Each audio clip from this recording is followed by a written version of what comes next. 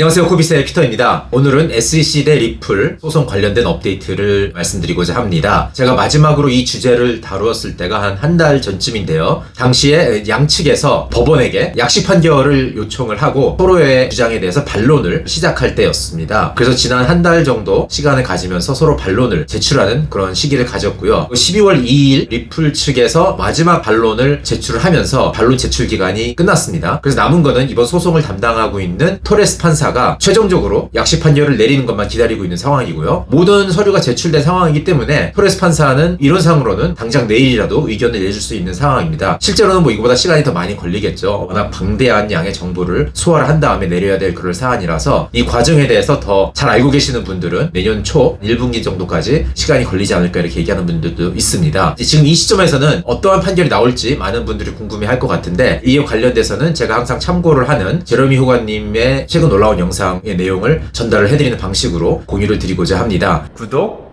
좋아요, 알림 설정 부탁드릴게요.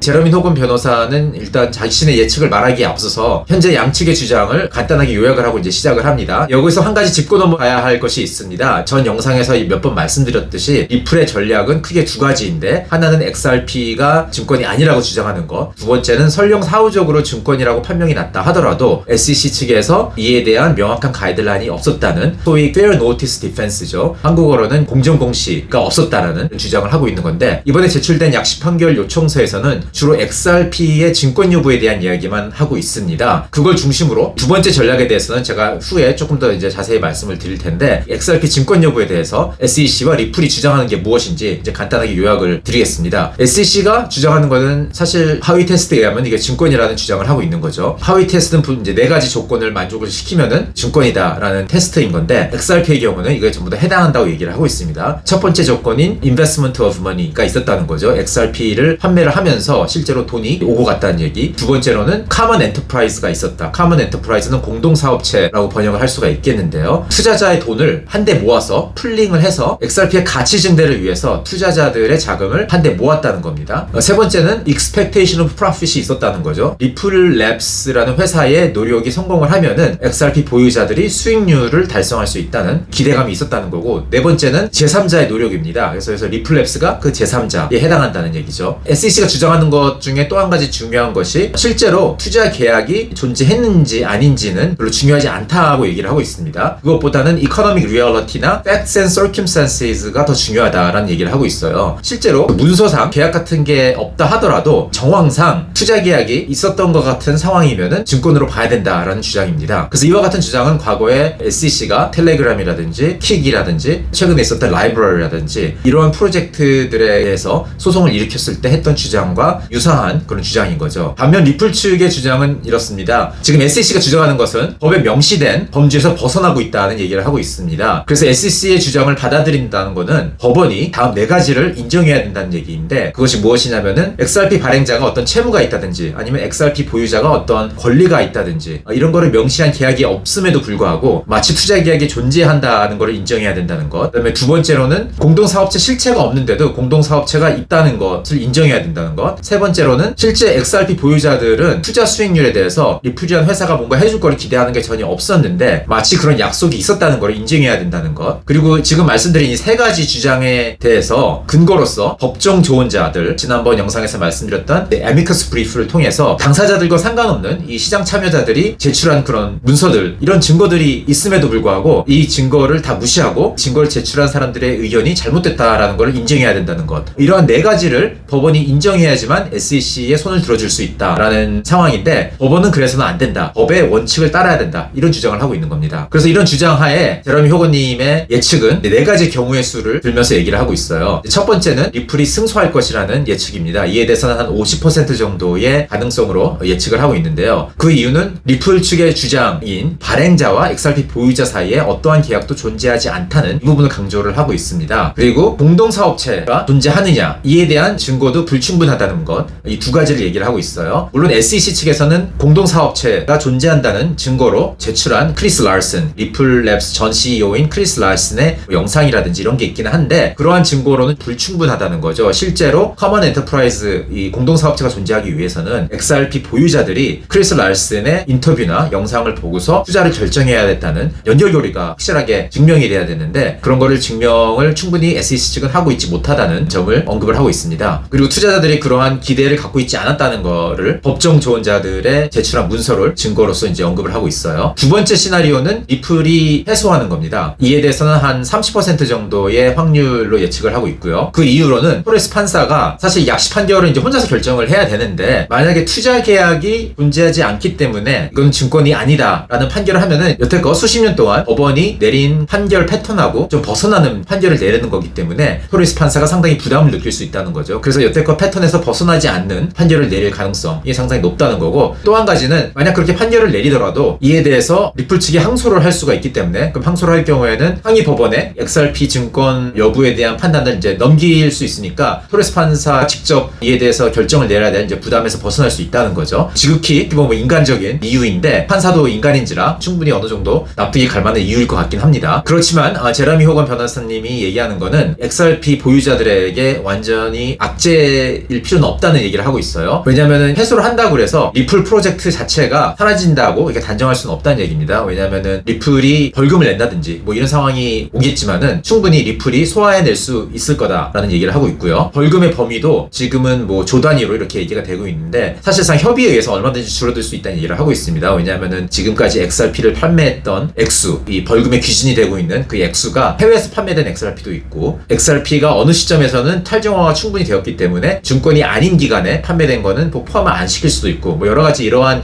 이유에 있어서 벌금의 범위가 만약에 줄어들게 되면은 리플이 충분히 소화해낼 수 있는 양이 될 거고 그렇게 되면 그냥 벌금을 지불하고 본사를 미국 외에 다른 곳으로 옮겨서 계속 이 프로젝트를 진행할 수 있다는 그런 얘기를 하고 있습니다. 한 가지 여기서 호간 변호사가 언급한 얘기는 아니긴 하지만은 제 기억으로는 이 소송을 SEC가 처음에 일으켰을 때 요청했던 것 중에 하나가 리플이 지금 에스크로 계좌에 갖고 있는 XRP를 더 이상 판매를 못하게 한다는 것이 하나의 요청사항 중에 하나였기 때문에 실제로 SEC가 승소를 하게 되면은 리플 측에서 에스크로에 담겨있는 남아있는 XRP를 계속 시장에 판매를 할 수 있게 될지 아닐지 잘 모르겠어요. 그렇지 않으면은 리플 랩스라는 회사가 벌금을 낼 수 있는 재정적 여력이 상당히 줄어들기 때문에 이 부분에 대해서는 제가 좀 약간 확인이 필요할 것 같습니다. 혹시 이 영상을 보고 계시는 분들 중에서 의견이 있으시면 댓글로 달아주셔도 괜찮을 것 같아요. 다음 경우의 수는 공판, 즉 제시몬 재판으로 넘어가는 케이스입니다. 지금까지 전개된 소송은 사실 공식 재판이 아니고요. 프리트라이얼이라고 해서 배심원 없는 상황에서 약식 판결을 요청한 이런 상황인 거죠. 근데 만약에 판사가 이에 대한 약식 판결을 하지 않고 통째로 공판으로 넘길 수 있는 그런 가능성이 있다는 겁니다. 특히 제가 앞부분에서 말씀드린 리플 측의 제2의 전략인 Fair Notice Defense에 대해서 리플 측은 이거는 약식 판결의 대상으로 삼지 않고 이에 대해서는 배심원 재판으로 넘겨야 된다고 주장을 했었습니다. 그렇기 때문에 토레스 판사 입장에서는 어차피 이 Fair Notice Defense 부분에 있어서 배심원들에게 넘길 거면은 증권성 여부까지 포함시켜가지고 그냥 통째로 배심원 재판으로 넘기는 게 나을 수 있다는 판단을 할 수도 있다는 거죠. 그랬을 경우에는 소송권이 더 길게 늘어지게 되는 겁니다. 호건 변호사는 아무리 빨라도 배심원 재판이 시작을 하려면은 2023년 한 여름 이후일 거다고 이렇게 얘기를 하고 있어요. 그러면 또 그 재판 자체도 굉장히 오래 걸리기 때문에 그에 대한 결과가 나오는 거는 2024년 어쩌면 그 이후일 수도 있겠습니다. 50%, 30%, 20% 이렇게 경우의 수를 얘기를 해놓고서 재밌게도 호건 변호사에서는 마지막 한 5%에서 7% 정도의 가능성을 두고 네 번째 경우의 수를 또 얘기를 하고 있어요. 그게 뭐냐면은 지금까지 언급하지 않았던 뭔가 전혀 생각하지 못하는 판단을 내릴 수도 있다는 겁니다. 뭐 예를 들어서 토레스 판사가 Fair Notice Defense에 대해서 직접 약식 판결을 내려버린다든지 기타 등등 예상치 못한 일들이 법정 소송에서는 가끔 일어난다고 합니다. 호간 변호사가 30년 동안 변호사 생활을 하면서 경험했던 거를 토대로 말씀을 하는 거니까 충분히 그럴 수도 있지 않을까 이렇게 생각을 하는데 그러한 가능성을 조금은 열어두고 있는 거죠. 여기서 이제 한 가지 재미있는 거는 호간 변호사는 양측이 합의를 하는 거에 대해서는 전혀 언급을 하고 있지를 않아요. 그래서 따로 이것은 트윗에서 언급을 하고 있는데 그 가능성에 대해서는 지금 현재는 굉장히 낮은 걸로 보고 있습니다. 아마 이런 합의라는 게 소송을 막 시작했을 초반이나 중반까지는 합의로 인해서 얻을 수 있는 게 굉장히 많기 때문에 그 가능성이 더 높다고 이렇게 생각을 하고 있는 것 같은데 소송이 끝마무리까지 와가지고 지금 약식 판결을 기다리는 시점에는 이미 할 만한 노력은 다 했기 때문에 여기서 합의를 본 가능성은 굉장히 적다고 이렇게 보고 있는 것 같습니다. 호간 변호사는 이제 이러한 의견을 제안을 해줬고요. 투자자 입장에서는 한 가지 가지 주의해야 할 것은 투자자들도 이제 인간인지라 어떤 편견이 있을 수가 있다는 거죠. 특히 가상자산에서 종사하는 사람이라든지 아니면 XRP를 보유하고 있는 사람이라든지 이런 사람들은 소위 희망회로라는 거를 돌리게 되면서 모든 거를 긍정적으로 자꾸 보려고 그러고 그러다 보면은 현실에서 좀 동떨어진 판단을 내릴 수도 있기 때문에 반대측의 의견을 들어보는 것도 굉장히 중요하다고 생각을 합니다. 트위터 상에도 보면은 SEC가 승소할 거라고 예측하는 사람도 꽤 있습니다. 그런 분들 중에서 게브리엘 샤피로라는 분이 올린 트윗이 굉장히 많이 도움이 돼서 그 내용을 간단하게 공유드리고자 하는데 그분의 그 트윗 내용을 보면 이렇습니다. 이 하위 테스트가 존재하는 이유는 투자 계약이라는 게 문서상 존재하지 않는 이러한 상황에서도 사실상 투자 계약이 존재하는지 아닌지의 여부를 판단하기 위해서 존재하는 테스트다. 그렇기 때문에 실제로 투자 계약이 있다 없다는 그렇게 중요하지 않다는 얘기를 하고 있습니다. 과거에 하위 테스트가 적용된 사례들을 보면은 그런 투자 계약이 없는 상황에서 실질적으로 투자 계약이 있는 상황이었는지 이런 거를 판단하기 위해서 하위 테스트를 적용을 하는 거기 때문에 리플랩스와 이 XRP 보유자 사이에 어떤 문서상으로 계약이 존재하는지 아닌지는 중요하지 않았다는 거죠. 물론 이게 법에 쓰여진 내용하고는 다를 수는 있지만은 지금까지 수십 년 동안 법원이 내린 판결의 패턴을 보면은 그래 왔다는 겁니다. 그래서 이분은 개인적으로 리플이 승소하기를 바라는 마음은 있지만은 현실적으로 봤을 때는 법원이 과거에 그런 판단들을 내렸기 때문에 이번에도 SEC 쪽에 손을 들어줄 확률이 높지 않을까라는 의견을 내고 있습니다. 그래서 우리가 이제 투자자로서 좀 균형 잡힌 시각을 갖기 위해서는 이런 분들의 의견도 한번 참고해보는 것도 좋을 것 같고요. 이러한 내용을 고려해봤을 때 저의 개인적인 의견은 물론 저는 변호사도 아니지만은 지금 호건님이 제시한 50대, 30대, 20보다는 똑같이 봤기 때문에 어느 쪽에도 제가 베팅을 안 하는 그러한 예측이 돼버렸는데 분명히 사법 시스템이라는 게 법에 쓰여진 내용대로 내려지지 않는 상황을 저는 뭐 다른 상황에서도 많이 봤기 때문에